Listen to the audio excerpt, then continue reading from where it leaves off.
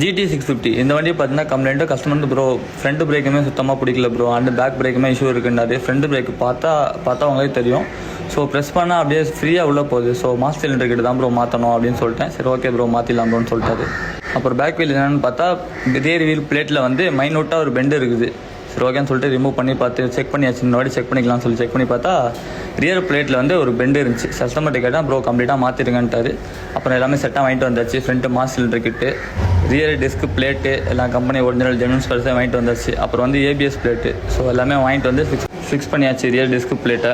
அப்புறம் வந்து ABS பிளேட்டுமே போயிருந்துச்சு. சரி ஓகே லைட்டாக பெண்டு இருந்துச்சு, அதுவுமே பூஸ் வாங்கிட்டு வந்து அதையுமே சேஞ்ச் பண்ணியாச்சு. ஸோ கம்ப்ளீட்டாக பேக் போர்ஷன் முடிச்சாச்சு. Rear ABS plate and disk plate ரெண்டையுமே வந்து சேஞ்ச் பண்ணியாச்சு. அப்புறம் பிரேக் ஆயிலுமே வந்து கம்ப்ளீட்டாக ரிமூவ் பண்ணி மாற்றியாச்சு. ஸோ பிரேக் ஆயில் ரொம்பவே இதுவாக இருந்துச்சு. ஸோ மாற்றிருக்கவே மாட்டாங்க எந்த இதுலேயுமே.